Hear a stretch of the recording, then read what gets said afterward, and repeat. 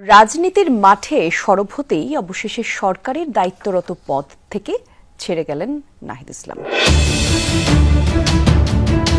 এদিকে হঠাৎ করেই উপদেষ্টা পদ থেকে পদত্যাগ করলেন উপদেষ্টা নাহিদ ইসলাম। তবে কি উপদেষ্টা পদে বসতে চলেছেন বিপি নূর? হঠাৎ করেই জরুরি ঘোষণা দিলেন সেনাপ্রধান ওয়াকারুজ্জামান। পরে বলবেন যে আমি সতর্ক করিনি, আমি আপনাদের সতর্ক করে দিচ্ছি। আপনারা যদি নিজেদের মধ্যে ভেদাভেদ ভুলে একসাথে কাজ না করতে পারেন, নিজেরা যদি কাদা ছোড়াছুড়ি করেন, মারামারি কাটাকাটি করেন, এই দেশ এবং জাতির স্বাধীনতা সার্বভৌমত্ব বিপন্ন হবে। উপদেষ্টা পরিষদের একটা অনানুষ্ঠানিক বৈঠক ছিল এবং এই বৈঠকে আমি আমার একটা ব্যক্তিগত বিষয়ে আলোচনা করেছি এবং আলোচনা সাপেক্ষে আমি প্রধান উপদেষ্টা বরাবর আমার পদত্যাগপত্র জমা দিয়েছি। মাত্র কিছুক্ষণ আগেই আমাদের বৈষম্য বিরোধী ছাত্র আন্দোলন থেকে উপদেষ্টা পদে মনোনীত হওয়া নাহিদ পদত্যাগ করেছেন। তো তার পদত্যাগ করার পর তার বেশ কিছু ছবি ভাইরাল হয়েছে। পাশাপাশি ডক্টর ইউনূসের সাথে সেই আলিঙ্গন করা বিশেষ মুহূর্ত দেখে অনেকেই কান্নাও করেছেন, অনেকেই খুশিও হয়েছেন। আবার পদত্যাগের পর তিনি যে বক্তব্য দিয়েছেন সেই বক্তব্যটাকে ঘিরেও পজিটিভ নেগেটিভ নানান বক্তব্য আছে। তবে আমরা জানি। আসসালামু আলাইকুম রহমতুল্লাহ, সবাই কেমন আছেন? আশা করি সবাই অনেক অনেক ভালো এবং সুস্থ আছেন। সবাইকে স্বাগতম জানাচ্ছি আমাদের আরেক নতুন ভিডিওতে। প্রতিদিনের মতো আমি রিয়াদ ফারুকী। কি হচ্ছে দেশে, কি ঘটতে যাচ্ছে দেশে? ইতিমধ্যে আপনারা দেখেছেন যে বর্তমানে হঠাৎ করে সারা দেশে শুরু হয়েছে তুমুল অস্থিরতা এবং সারা দেশে রীতিমতো তোলপাড় সৃষ্টি করেছে। আমরা ইতিমধ্যে ভিডিওর শুরুতে অংশ বিশেষ দেখে বুঝতে পেরেছেন আজকে ভিডিওটা কতটা গুরুত্বপূর্ণ হতে চলেছে। তাই বিষয়টা আর বেশি বিস্তারিত বলবো না, কারণ বিস্তারিত বলতে গেলে ভিডিওটা অনেক লম্বা হচ্ছে। আমি সংক্ষেপ করার ক্ষেত্রে আপনাকে মূল আলোচনা নিয়ে যাচ্ছি। তার আগে আপনাকে ছোট একটি অনুরোধ জানাতেছে, যারা আমার ফারুকী অনলাইন ইউটিউব চ্যানেলতে এখনো হচ্ছেন, প্লিজ দয়া করে আমার চ্যানেল সাবস্ক্রাইব করে সাথে থাকবেন। আর বেশি কথা না বলে আমরা ভিডিওটা একটু ধারাবাহিকভাবে একটু বিস্তারিত দেখে আসবো। রাজনীতির মাঠে সরব হতেই অবশেষে সরকারের দায়িত্বরত পদ থেকে ছেড়ে গেলেন নাহিদ ইসলাম। যোগ দেবেন শিক্ষার্থীদের নতুন রাজনৈতিক দলে। ছাত্রনেতা হিসেবে গড়ে গত 6.5 মাসে কাজ করেছেন সরকারের দেয়া ডাক, টেলিযোগাযোগ এবং তথ্য প্রযুক্তি, একই সাথে তথ্য সম্প্রচার মন্ত্রণালয়ের উপদেষ্টা পদে। এবার তিনি কাজ করবেন শিক্ষার্থীদের রাজনৈতিক দলে।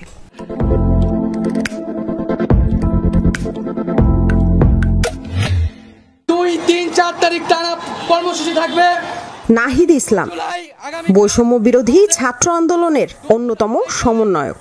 কেন্দ্রীয় লাইব্রেরি থেকে আমাদের গণপদযাত্রা শুরু হবে। শিক্ষার্থীদের বিভিন্ন কর্মসূচিতে একক নেতৃত্ব না থাকলেও যে 2-3 জনের নাম শোনা যেত তাদেরই একজন নাহিদ। পড়াশোনা করেন ঢাকা বিশ্ববিদ্যালয়ের সমাজবিজ্ঞান বিভাগে। আমরা আগামী 3 এবং 4 জুলাই আন্দোলনের সময় তীব্র চাপে ছিলেন সমন্বয়করা। তুলে নিয়ে নির্যাতন করা হয় তাদের। নাহিদের শরীরের ক্ষতচিহ্ন দেখে বিস্মিত হয় দেশবাসী। শত অত্যাচারেও পিছপা হননি সমন্বয়করা। এক পর্যায়ে গোয়েন্দা পুলিশের কার্যালয়ে কথা স্বীকার করে পুলিশ। সেখানেও নানাভাবে হেনস্থা করা হয় শিক্ষার্থীদের। 3 আগস্ট শহীদ মিনারের কর্মসূচি ছিল সবচেয়ে গুরুত্বপূর্ণ। এখানেই শেখ হাসিনা পতনের এক দফা ঘোষণা করা হয়। রাতেই জানানো হয় লং মার্চ টু ঢাকা 6 আগস্টের বদলে একদিন আগে অর্থাৎ 5 আগস্ট করবে ছাত্র জনতা। হাসিনা সরকার এবং এই ফ্যাসিবাদী শাসন ব্যবস্থা পতন করতে হবে।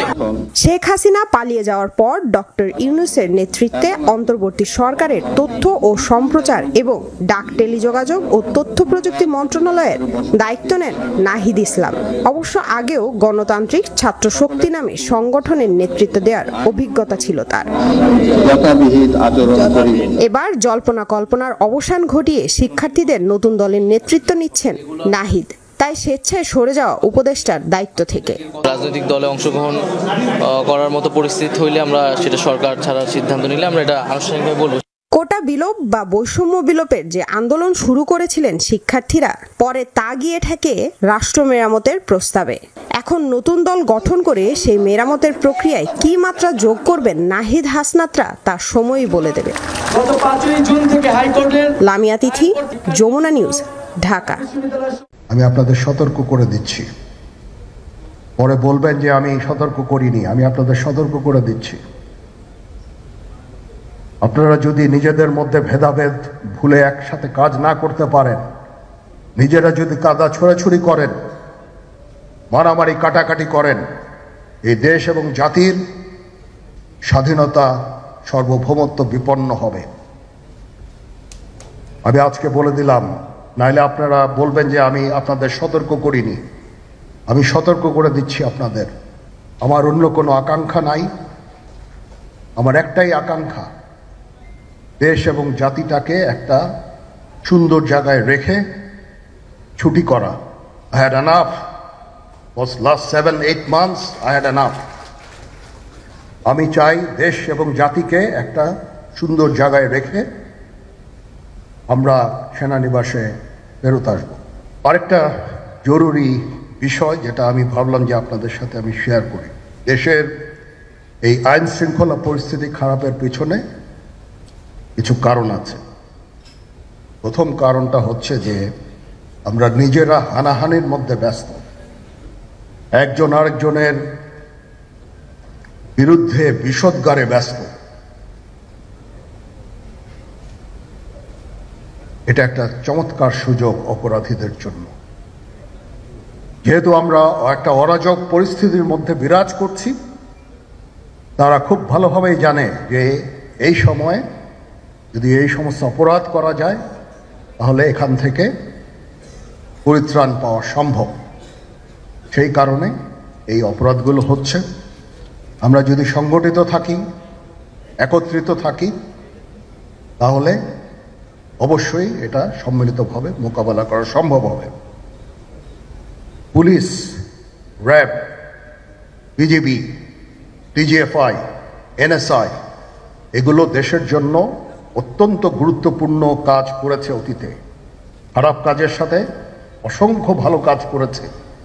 আজকে যে দেশের স্থিতিশীলতা, দেশটাকে যে এত বছর স্থিতিশীল রাখা হয়েছে, এটার কারণ হচ্ছে এই সশস্ত্র বাহিনীর বহু সেনা সদস্য, সিভিলিয়ান সবাই মিলে এই অর্গানাইজেশনগুলোকে, অসামরিক সামরিক সবাই মিলে এই অর্গানাইজেশনগুলোকে এফেক্টিভ রেখেছে। সেই জন্য আজকে সুন্দর, এতদিন ধরে আমরা একটা সুন্দর পরিবেশ পেয়েছি। এর মধ্যে যারা কাজ করেছে, যদি অপরাধ করে থাকে সেটার শাস্তি হবে, অবশ্যই শাস্তি হতে হবে, না হলে এই জিনিস আবার ঘটবে। আমরা সেটাকে বন্ধ করতে চাই চিরতরে, কিন্তু তার আগে মনে রাখতে হবে আমরা এমনভাবে কাজটা করব এই সমস্ত অর্গানাইজেশনগুলো যেন আন্ডারমাইন না হয়। আজকে পুলিশ সদস্য কাজ করছে না, এটা বিশাল বড় কারণ হচ্ছে অনেকের বিরুদ্ধে মামলা, অনেকে জেলে। RAB, BGB, DGFI, NSI panicked. বিভিন্ন দোষারোপ, গুম, খুন ইত্যাদি তদন্ত চলছে। অবশ্যই তদন্ত হবে, দোষীদের বিচারের আওতায় আনতে হবে। এমনভাবে কাজটা করতে হবে যেন এই অর্গানাইজেশনগুলো আন্ডারমাইন না হয়। এই অর্গানাইজেশনগুলোকে যদি আন্ডারমাইন করে আপনারা মনে করেন যে দেশের শান্তি শৃঙ্খলা বিরাজ করবে, সবাই শান্তিতে থাকবেন, এটা হবে না, সেটা সম্ভব না। আমি আপনাদের পরিষ্কার করে বলে দিচ্ছি, এই দেশের শান্তি শৃঙ্খলা রক্ষার দায়িত্ব খালি সেনাবাহিনীর না। 2 লক্ষ পুলিশ আছে, বিজিবি আছে, র্যাব আছে,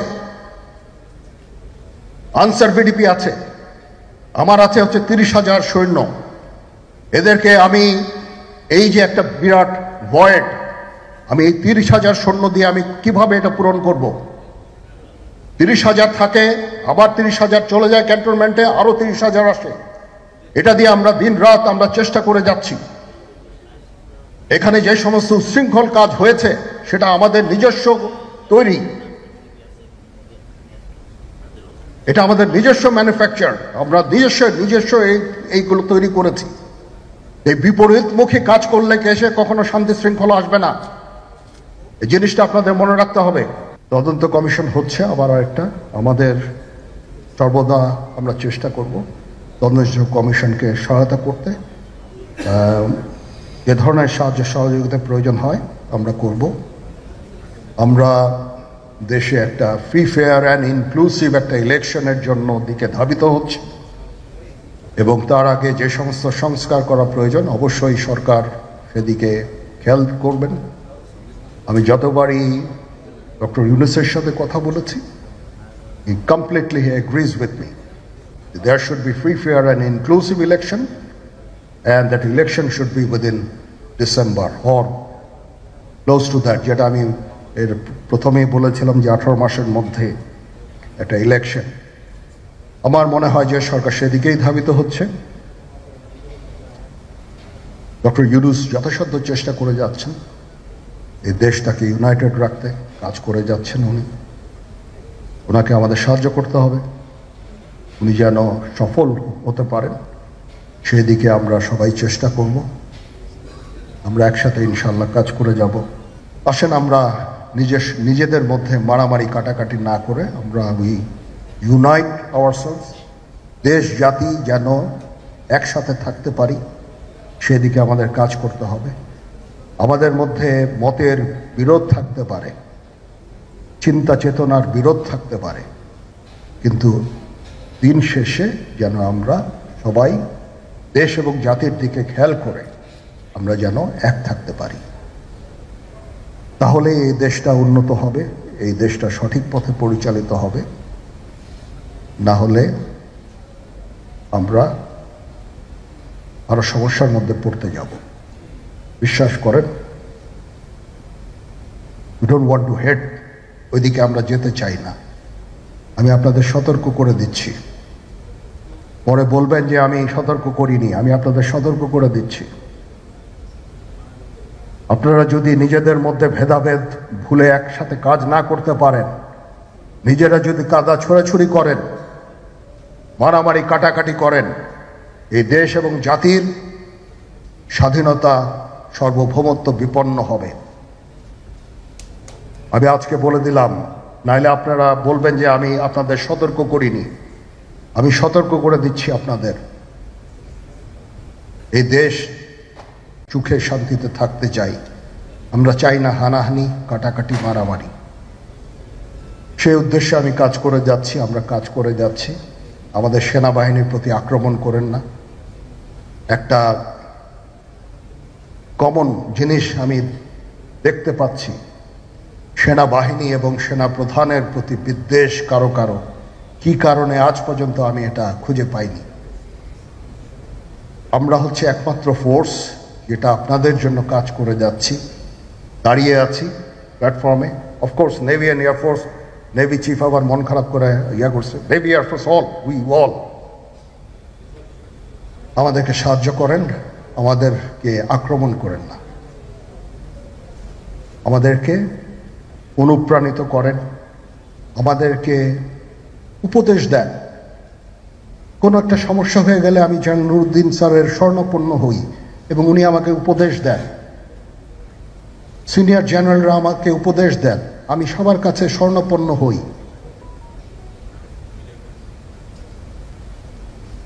আমাদের প্রতি আক্রমণ করেন না, উপদেশ দেন। আমরা অবশ্যই ভালো উপদেশ গ্রহণ করব। আমরা একসাথে থাকতে চাই এবং দেশ এবং জাতিকে এগিয়ে নিয়ে যেতে চাই। আসসালামু আলাইকুম। আজ দুপুর 1টার সময় আমাদের প্রধান উপদেষ্টা কার্যালয় যমুনাতে আমাদের উপদেষ্টা পরিষদের একটা অনানুষ্ঠানিক বৈঠক ছিল এবং এই বৈঠকে আমি আমার একটা ব্যক্তিগত বিষয়ে আলোচনা করেছি এবং আলোচনা সাপেক্ষে আমি প্রধান উপদেষ্টা বরাবর আমার পদত্যাগপত্র জমা দিয়েছি।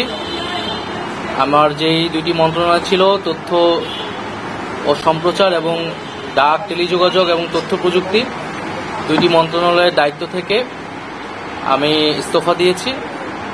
এছাড়াও এই জুলাই ফাউন্ডেশন, জুলাই শহীদ স্মৃতি ফাউন্ডেশন সহ সরকারের যেই সকল কমিটিতে আমি ছিলাম, এই সকল কমিটি থেকে আমি সাথে সাথে একই সাথে ইস্তফা আমার হচ্ছে। তো মূলত একটি গণ অভ্যুত্থানের প্রেক্ষিতে 8ই আগস্ট আমরা গণঅভ্যুত্থানের প্রতিনিধি হিসেবে প্রথমে 2 জন এবং পরবর্তীতে আরও 1 জন 3 জন অন্তর্বর্তী সরকারে দায়িত্ব নেই অন্যান্য উপদেষ্টাবৃন্দের সাথে। তখন দেশের জাতীয় নিরাপত্তা এবং গণঅভ্যুত্থানের আকাঙ্ক্ষা বাস্তবায়নের লক্ষ্যে আমাদের সেই সময় দায়িত্ব গ্রহণ করাটা আমাদের কাছে মনে হয়েছিল যৌক্তিক।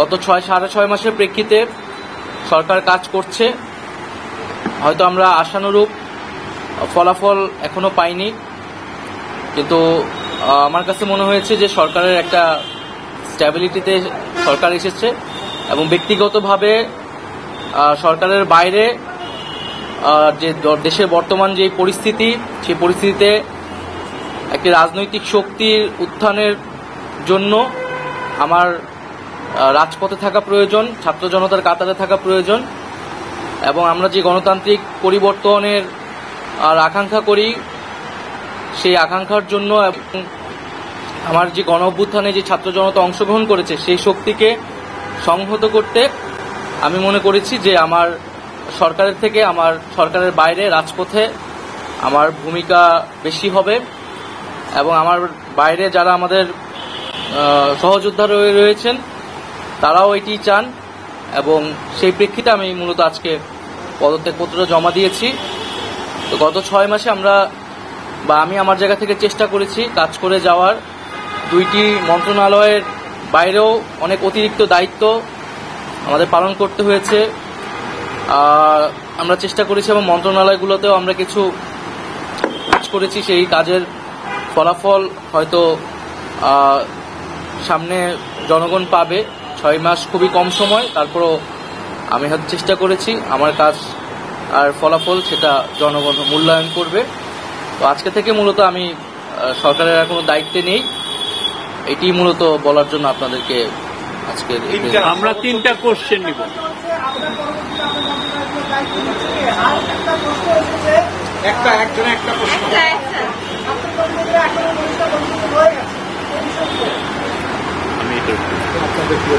আমার পরে দায়িত্ব নিবে এটা আসলে ক্যাবিনেটে, পরবর্তীতে এটা ক্যাবিনেট ঠিক করবে, উপদেষ্টা পরিষদই ঠিক করবে। আর আমি আমার জায়গা থেকে মনে করেছি আমার বাইরের প্রয়োজন, বাট এখনো আমাদের গণ অভ্যুত্থানের আকাঙ্ক্ষা তো বাস্তবায়িত হয়নি। বিচার এবং সংস্কারের যে প্রতিশ্রুতি নিয়ে এই সরকার গঠিত হয়েছিল, ছাত্ররা এসেছিল, সেই প্রতিশ্রুতি পূরণে অন্য যে 2 জন রয়েছে তারা মনে করছে তাদের সরকারে এখনো দায়িত্ব রয়েছে, তারা এখনো সরকারে থেকেই জনগণকে সার্ভ করবে। তারা যদি রাজনীতি করার প্রয়োজন বোধ করে তারা তখন হয়তো সরকার ছেড়ে দেবে।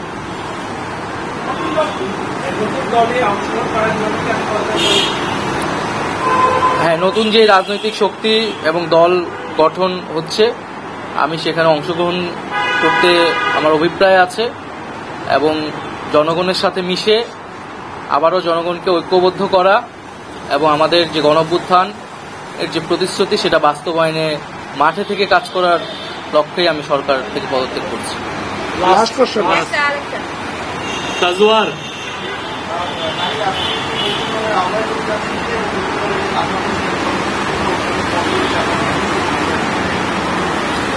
এটার জন্য আপনাদের দলটির যেদিন ঘোষণা 28 তারিখ সেদিন পর্যন্ত অপেক্ষা করতে হবে, সেদিনই এটা জানা যাবে। নারীদের মধ্যে থেকে একটা কোশ্চেন নিব। নারী কেউ? আপনি সাজেদা জি।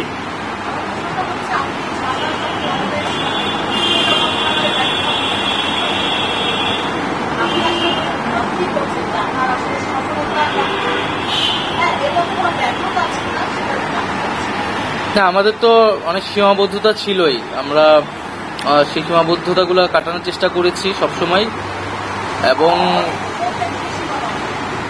এখানে সীমাবদ্ধতা ছিল, আমলাতান্ত্রিক জটিলতা ছিল।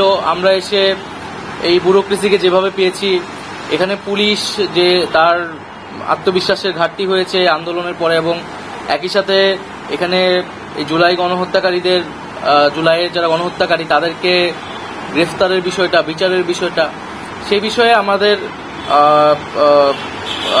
কিছু সীমাবদ্ধতা থাকা সত্ত্বেও আমরা কাজ করেছি। আমি জনপ্রশাসন কমিটির একটা দায়িত্বে 2 সপ্তাহের মতো ছিলাম।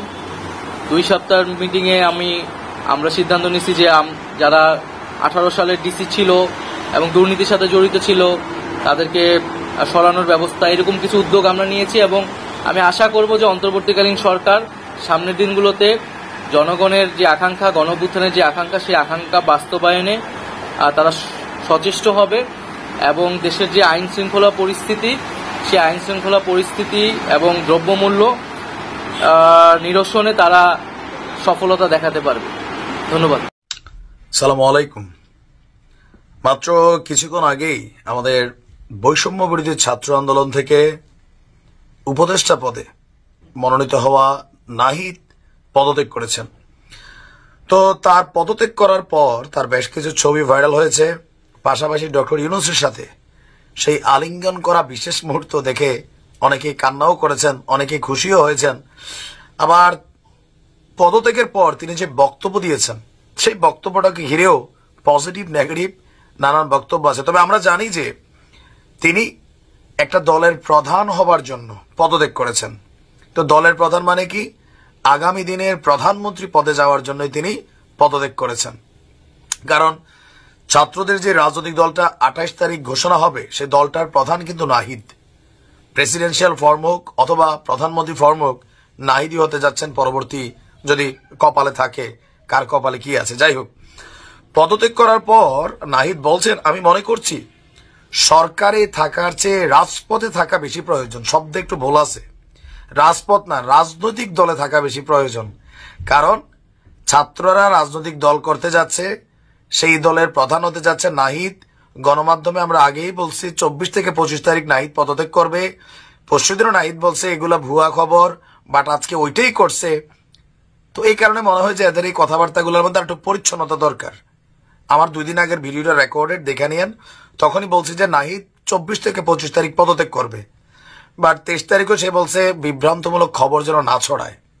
আচ্ছা, তো রাজপথে থাকা বেশি প্রয়োজন, রাজপথে না, রাজনৈতিক দলের প্রধান পদে থাকা বেশি প্রয়োজন, সেই জন্য তিনি পদত্যাগ করেছেন, এটা আমরা বুঝি। বাট তার বক্তব্য রাজপথে থাকা বেশি প্রয়োজন, তাই পদত্যাগ করেছে। পদত্যাগপত্র জমা দিয়েছি, সব কমিটি থেকে ইস্তফা করেছি।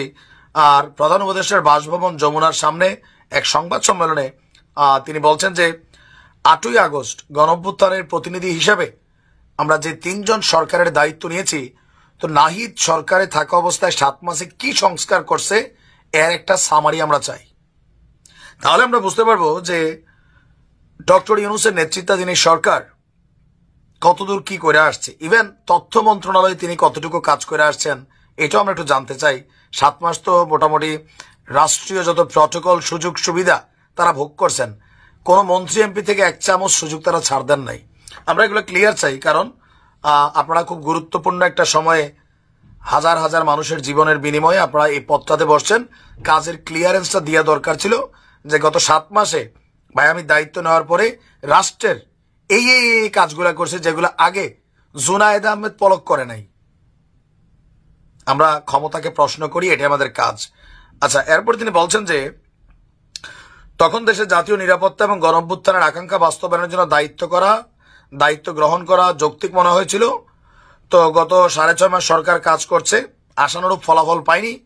তো আমার কাছে মনে হয়েছে সরকারি স্টেবিলিটি আসছে। কোন দিক থেকে আপনি মনে করেন? মানুষ ঘুমাইতে পারেন, আপনারা ঘুমান। মানুষ খাইতে পারেন, আপনারা খান। 10টার পরে ঘর থেকে বের হইতে পারেন না, আপনারা পারেন। তো রাষ্ট্রের কোন জায়গার আপনার কাছে স্টেবিলিটি মনে হচ্ছে? হ্যাঁ, আপনারা কয়েকজনের জন্য স্টেবিলিটি হয়েছে ভাই, আমজনতার জন্য হয় নাই।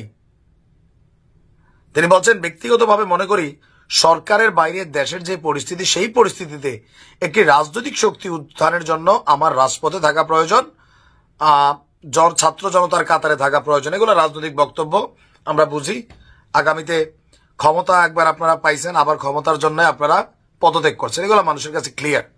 তো যাই হোক, এই পুরা ছাত্র অভ্যুত্থানের মধ্যে এজ এ ক্যারেক্টার হিসাবে, হেভি ক্যারেক্টার হিসাবে আমার কাছে নাহিদ রে পছন্দ। যে ছাত্র জনতার যে রাজনৈতিক দল আসবে, এটার প্রধান কে হবে আমার মধ্যে অনেক চিন্তা ছিল। যখন নাহিদের নাম শুনছি মনে হয়েছে হ্যাঁ, ফুল টিমের মধ্যে একটু দায়িত্বশীল পোলা, কথা কম বলে, বাট যেটা বলে বুলেটের মতন বলে, পার্সোনালিটিও শক্ত, আর আছে নেতৃত্ব দেওয়ার মতন কোয়ালিটি আছে। তবে বক্তব্যগুলোতে একটু রাজনৈতিক 10 জনের মতন হয়ে গেছে আর কি। যাই হোক, বেস্ট অফ লাক নাহিদ। আমরা আশা করি আগামী দিনে তিনি তার দলকে সঠিক নেতৃত্ব দিবেন, দেশের কল্যাণে কাজ করবেন। গতানুগতিক দ্বারা পলিটিশিয়ানদের মতন ধুমধাম কথাবার্তা বলবেন না, যেটা 2 দিন পর আবার মানুষ দেখবে ওইটাই হচ্ছে, বাট আপনি বলতেছেন আরেকটা। ভালো থাকুন। তো প্রিয় দর্শক, ইতিমধ্যে আপনারা সবাই দেখেছেন, ভিডিওটি দেখে আপনার মতামত অবশ্যই কমেন্ট করে জানাবেন। আমরা চেষ্টা করি সারা দেশে যে পরিস্থিতি চলতেছে তারই ধারাবাহিকতা যে ভিডিওগুলো সামাজিক যোগাযোগ মাধ্যম আমরা পাই সেগুলো আপনার মাঝে বিভিন্নভাবে মানে তুলে ধরার চেষ্টা করি। এখানে আমাদের ব্যক্তিগত কোনো মতামত নাই। অবশ্যই ভালো লাগবে, অবশ্যই শেয়ার করে দেবেন। চ্যানেল নতুন থাকলে চ্যানেল সাবস্ক্রাইব করে সাথে থাকবেন। এরকম ফান চলা করতে সবার আগে পেতে। ধন্যবাদ সবাইকে। আল্লাহ।